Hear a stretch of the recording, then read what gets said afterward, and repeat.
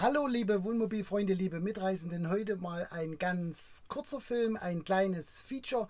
Wir haben euch was mitgebracht, das haben wir vor Jahren einmal gefunden. Ich glaube 2017, 2018 war das mal eingestellt bei Facebook. Wir haben uns das damals zugelegt, aber das haben wir noch nicht verwendet. Jetzt zeigen wir euch das ganz einfach mal. Nach dem Intro geht's weiter, bleibt dran, viel Spaß!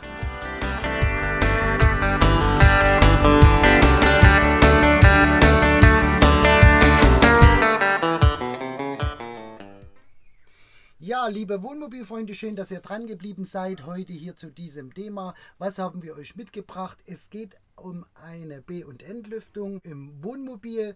Vor allem ganz wichtig für diejenigen, die sehr viel autark stehen. Wir zeigen euch das ganz einfach mal. Wir packen das Ganze mal aus. Wir haben hier einen Lüfter, den haben wir schon einmal bestellt gehabt. Einen Lüfter, den haben wir einmal vor Jahren gekauft gehabt. Ich glaube, den gab es bei Aldi oder so. Den gibt es aber noch. Ich habe schon mal nachgeschaut. Den werden wir auf jeden Fall hier mal mit verlinken. Inklusive die Maße. Das könnt ihr euch auch mal mit anschauen. Bei Amazon, da stehen die ganzen Maße drin. Wir werden auf jeden Fall die Messe mal ranhalten. Wir haben hier einen Lüfter. Packen wir den mal aus. Und zwar hat der Lüfter folgende Maße: 41 cm hoch und 36 breit. Das ist nämlich ein wunderbares Maß, und zwar in den kleinen oder mittleren Hekis passt der wunderbar oben rein, und das werden wir euch auf jeden Fall jetzt einmal zeigen, wie das Ganze funktioniert. Bevor wir das euch zeigen, erklären wir euch noch mal ganz kurz die Funktionen des Lüfters. Wir haben hier die Stufeneinstellungen vom Ventilator. Das geht im Grunde genommen bei 1 los, 2, 3, 4. Dann haben wir hier eine Luftverteilung. Den können wir ein- und ausschalten, diese Zirkulation. Und dann haben wir hier noch eine wunderbare Geschichte, und zwar einen Timer.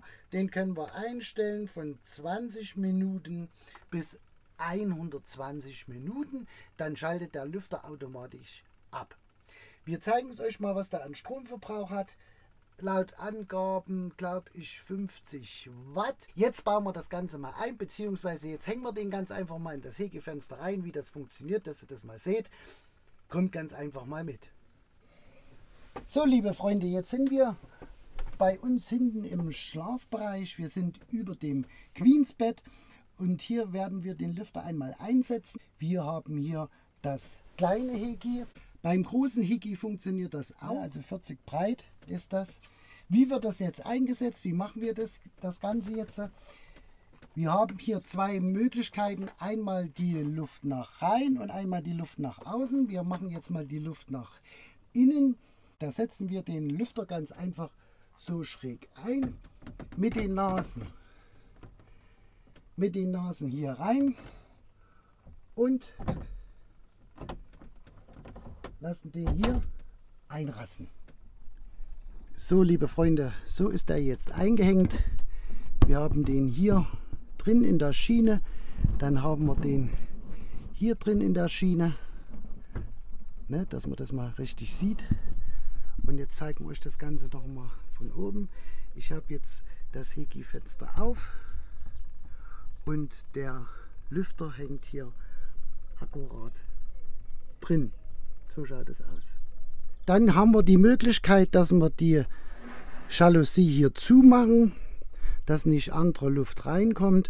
Oder wir schieben den Lüfter ganz einfach rüber. Wie ihr seht, da geht wunderbar rüber zu schieben. Und wir nehmen dann hier das Fliegengitter mit dazu. Dann haben wir die Möglichkeit, das Ganze so zu variieren. Wir verschieben das Ganze jetzt mal so. Und da haben wir das wunderbar drin. So, der Lüfter funktioniert mit 230 Volt. Wir lassen den mal über den Wechselrichter laufen. Ich habe schon mal ein Kabel vorbereitet. Wir haben hier im Schlafzimmer zwei Steckdosen rechts und links, die ausschließlich über den Wechselrichter funktionieren. Und da hängen wir das Ganze jetzt mal ran. So, wir schalten das Gerät mal ein auf das Gebläse Nummer 1. Wie wir hier schön sehen können, die Luftverteilung, die dreht sich mit in entgegengesetzter Richtung vom Ventilator, bringt schon wunderbar Luft, ist aber auch nicht so laut, finde ich. Ist eine ganz tolle Geschichte. So, und jetzt können wir das Ganze mal hochregeln. Stufe, wir regeln das jetzt mal hoch. Stufe 1, 2, 3, 4. Stufe 4. So, und wie wir sehen können, das dreht sich in die eine Richtung. Der Luftverteiler, den können wir ausschalten.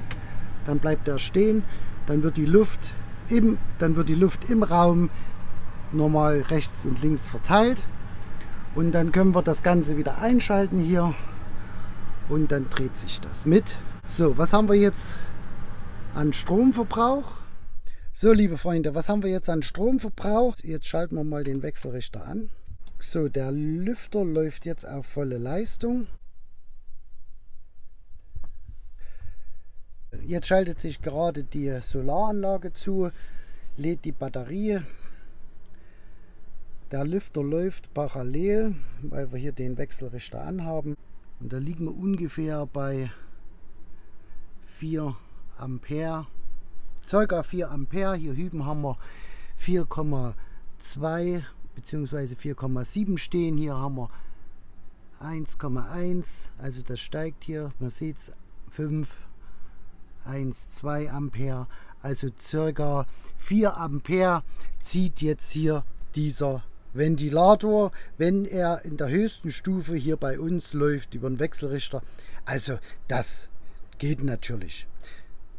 Ja, was wir auf jeden Fall noch mal probieren, ihr seht, wir haben hier oben drin das große Heki-Fenster, passt da der Ventilator auch rein. Wir werden das auf jeden Fall mal jetzt probieren. Das große Heki hier vorne ist natürlich etwas größer und etwas breiter.